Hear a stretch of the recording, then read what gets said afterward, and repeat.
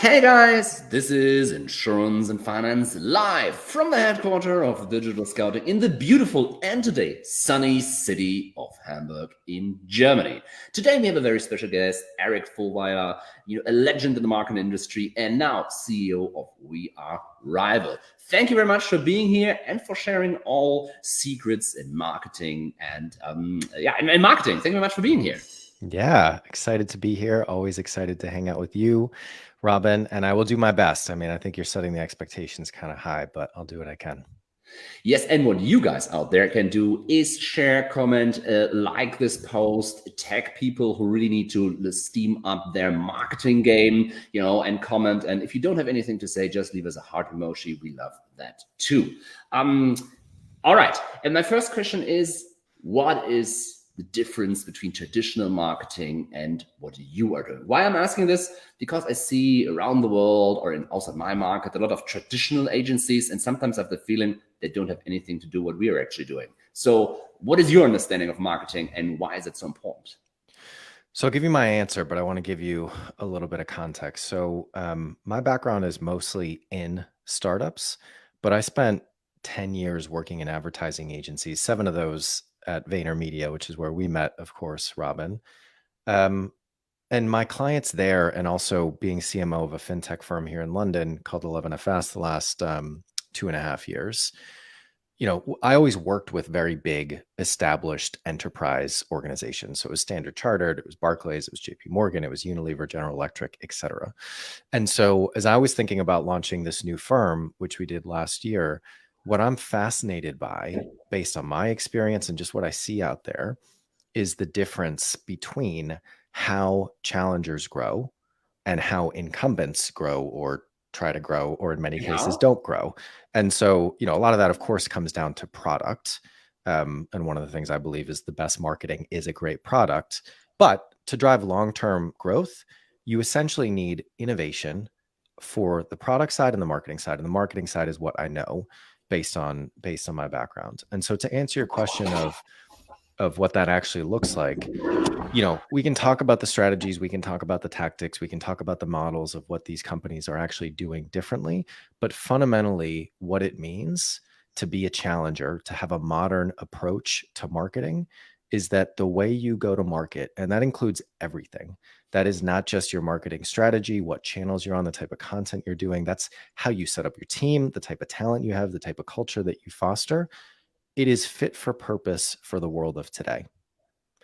Anything that is not fit for purpose for the world of today, that was designed 2 years ago, 10 years ago, 20 years ago, that you're trying to apply to the world of today, we call that the challenger growth gap. That is where your competition is going to catch up to you and grow faster because they're more fit for purpose for today. And the last thing I'll say on that is, the whole business of what we're doing is kind of around challenger marketing. But my fundamental belief is how these challengers are going to market. It's special, of course, but it's not a secret. I think that any business can take these models and take these mindsets and apply it to their own marketing to drive that type of hyper growth and close that challenger growth gap. So it's a little bit of kind of where we're coming from and our perspective on things. Do you have one example of that? Well, I can give you an example in the insurance world for sure. Lemonade. Yeah. As an Insurtech now scale up, I'd say the way that they market is not like how a traditional incumbent insurance company markets. I ran a fintech marketing podcast while I was at 11FS, and I had the pleasure of interviewing the VP of marketing over there and just hearing how she and the team thought about the purpose of their brand was something that I just don't think that you would get from some of the incumbents that they were challenging. And of course, if you haven't seen the work that they've done, it's very provocative. It's very kind of like, we're going to take on the industry types of things. It's maybe stunty in a little way, but it's worked for them. They've got the pink kind of color palette. They stand out. So that's one example. We did a lot of work in the banking sector as well, building challenger banks. And so you look at the likes of Monzo and how they built a community around their brands. You look at the likes of kind of Revolut or TransferWise, I think is actually a great example, bringing transparency into kind of a sector that maybe people didn't even realize what was going on before. So there's, we think about kind of the brand side, the go-to-market side, and the culture and capability side. And these challengers are doing things different across all of that. I would differentiate in 2 points, especially when you have TransWise or Transfer or Wise, how they are called now. Yeah, now called Wise. Yeah. Or Revolut or these companies, they have like really revolutionary products. By the way, I discovered a few Bitcoin in my old Revolut thing I bought like years ago. Oh, that must be nice. Oh, that was a really cool thing. Unbelievable. And by the way, tax-free since now it was over a year there. All kidding aside, so I think to have a revolutionary product is one thing, but what I find quite interesting is, and what I can underline, I think building a community, going the hard way, providing a lot of value for the end consumer is vital. And by the way, insurance companies still have a lot of budget, but they're burning it for stuff that doesn't work anymore, in my view. And what I found quite interesting, that sometimes we're working together with innovative startups that have a great product, innovative, but then they're falling back on like old school marketing tactics. And how do you explain that? Because I'm always so astonished. I'm like, guys, you're so innovative. You have a clear vision. You are putting everything in question in your core, in your tech core, that you're just copying the old guys in your marketing and sales principles. So I actually just submitted a quote to, I wish I could remember the publication, but somebody's kind of doing predictions on fintech marketing for 2022. And that's what I said is, as these challengers grow up, you're starting to see them become more traditional in the way they market. And I think part of that is because traditional marketing channels, especially if you think of the likes of TV or above the line, it's easier to get scale, especially in a world where third-party cookie-based performance marketing is going away. But I think a big reason that probably doesn't get talked about enough is because they're hiring people from traditional businesses. What my point and is. So they're bringing the traditional playbooks with them. Yeah, that's what I always say. That's my point. I say, if you hire from some, agency or incumbent, the VP of communications, do not expect anything crazy.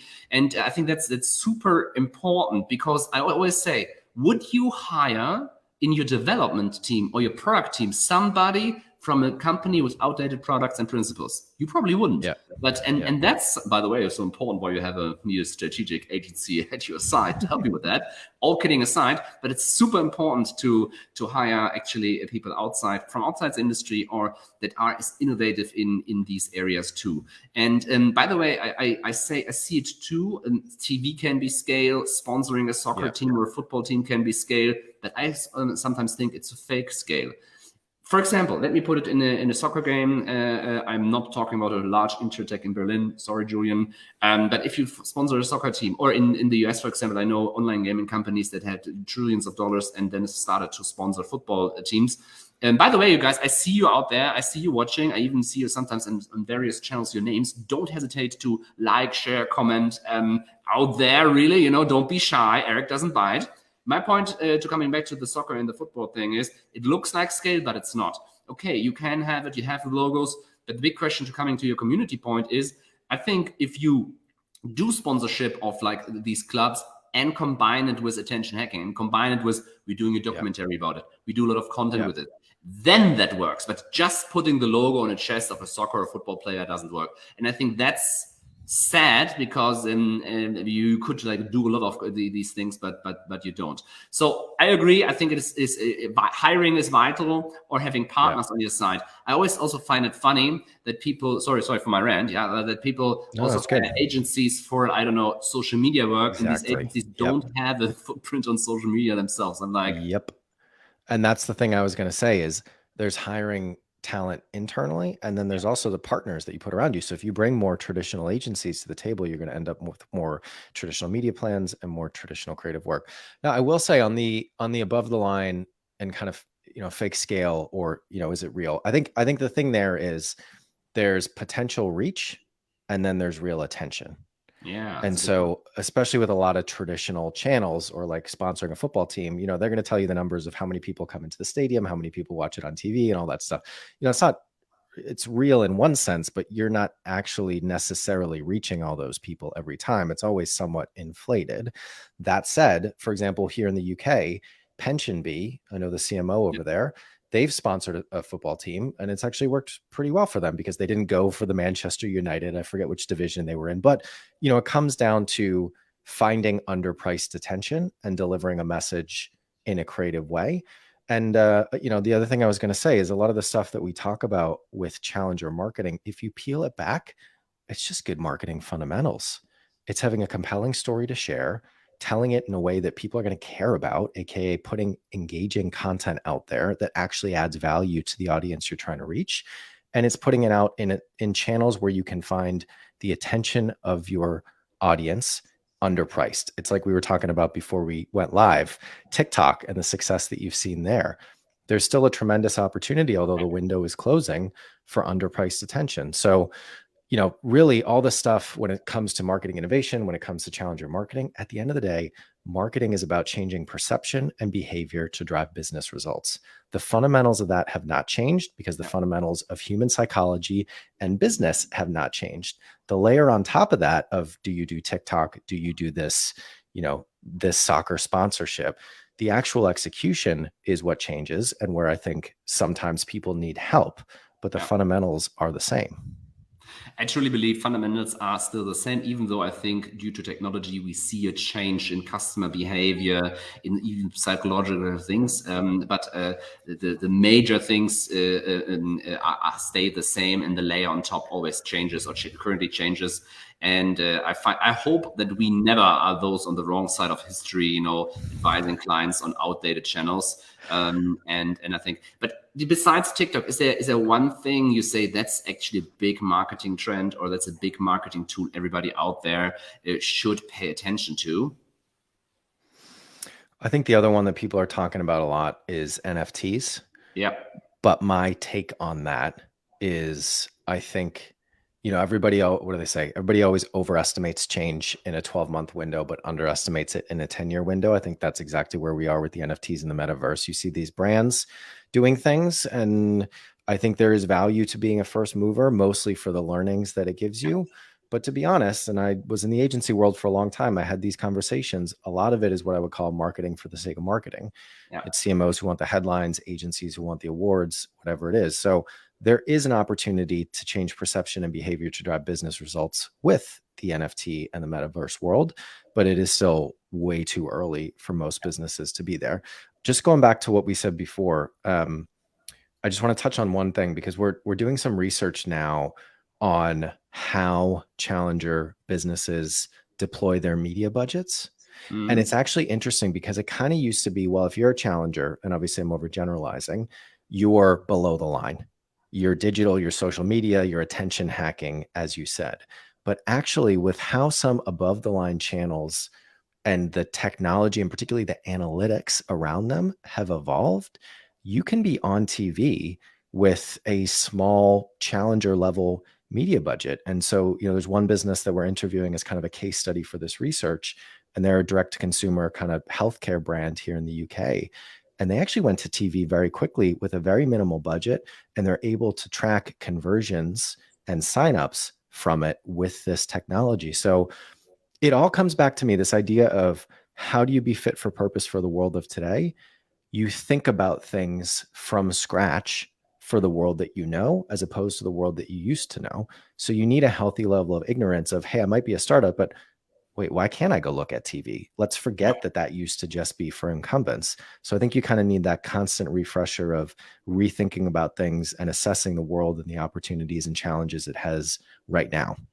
Or using tools that are actually for the grown-ups, but using it in a way that makes sense for you. For example, what we saw over here, certain niche groups going to niche TV stations, what was actually more efficient for them because they had their niche audience there. That was their main audience, instead of going to like the big leagues. Pascal is asking here. Pascal Wirth, thank you very much for asking your question and being so bold to be the first one today. Unbelievable. We watch you on all channels. You are out there, but you don't ask questions. But now we have Pascal here. Big question I hear a lot, is TikTok really already so beneficial for B2B marketing? Interesting question. For me. Yeah, for you. So, the question is for you. You're the expert. I'll go first. I'm curious to hear your thoughts on it too, of course. I think, So the short answer is yes. I'm trying to think of the right way to say it.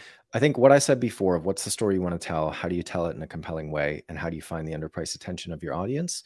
Wherever those things are true, you should default to yes and work backwards. And what I mean by that is there is tremendously underpriced attention on TikTok. So start there and then work backwards and make sure that it makes sense, not just for your business and the audience you're trying to reach, but also for the other priorities you have. Nobody has unlimited budget. Certainly nobody has unlimited time. So you got to prioritize while balancing short and long-term roadmaps, what you want to do now. But I will say with TikTok, I think just how underpriced that attention is, it is something that's worth looking at. We're working with a massive global B2B manufacturing company, and they're launching an accelerator program to reach startups. And one of the recommendations that we're making is that they shouldn't, I think it would be really hard for them to kind of launch their own TikTok account with where their marketing is right now.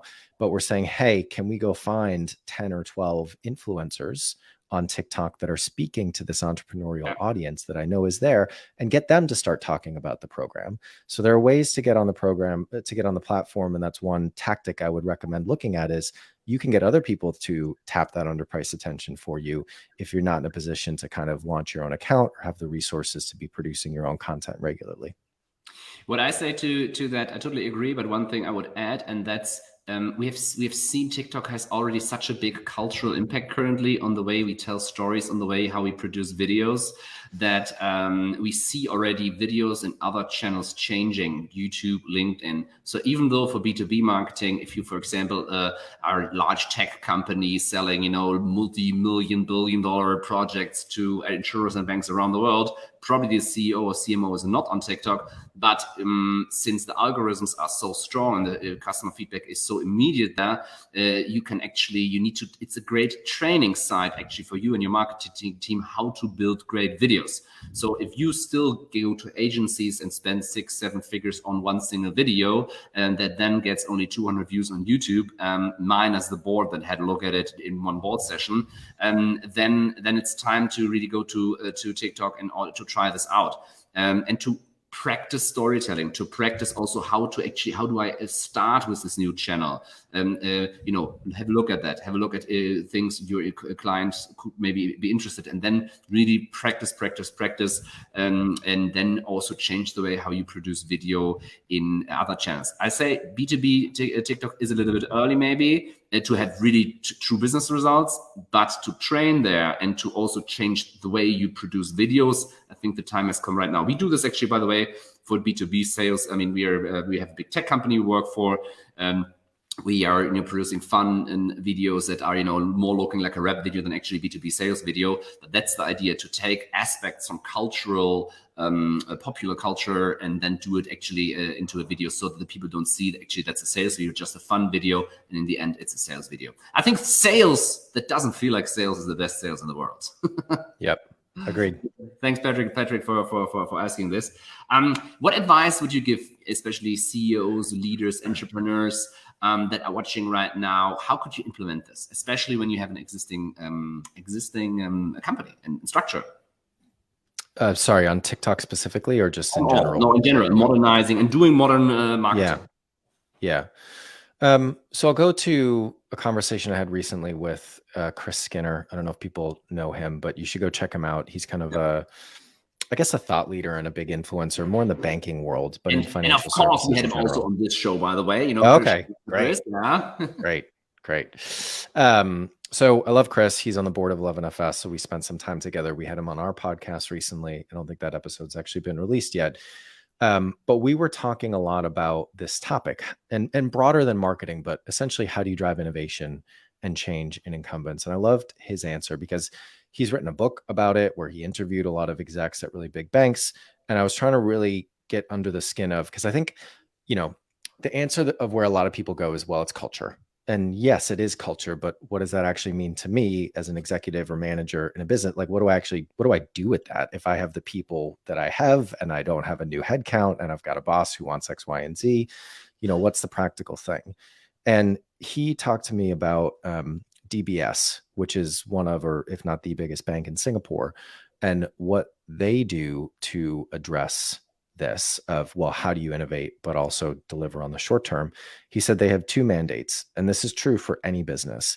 Somebody needs to run the business, AKA the short term, and somebody needs to change the business, AKA the long term. And so most businesses where they get stuck in that innovator's dilemma of, well, I got to hit the next quarter's returns, I got to get my bonus, whatever that short-term thinking is, where they get stuck is everybody's just focused on running the business. And maybe you've got like an innovation cell off to the side that's changing the business, but not really. But what DBS has done is the board has actually given the mandate of changing the business to the CEO.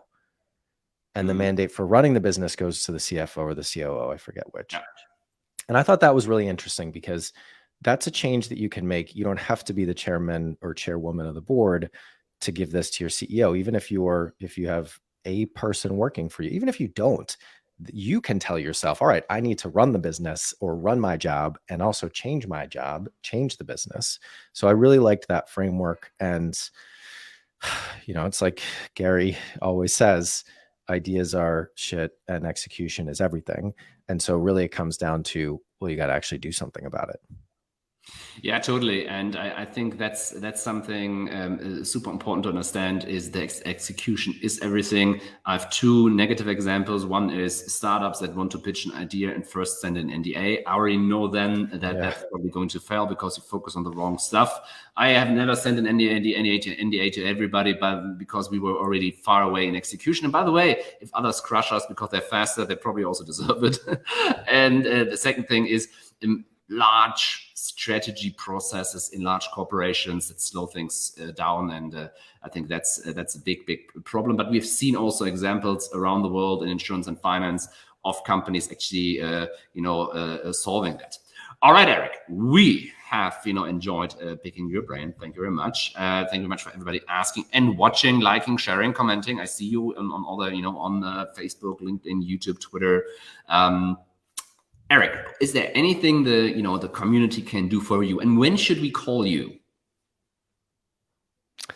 In terms of the community for me, so one, I just appreciate your time tuning in, whether it's live or you're watching this after. I'd love if you want to check out what we're doing, wearerival.com. There's kind of the offering and the philosophy that I've talked about today, but then we're doing our best to put out content that we hope people will find valuable. So we got a podcast, we got a newsletter. We're releasing our first white paper next week. So I'd love if you could check that out.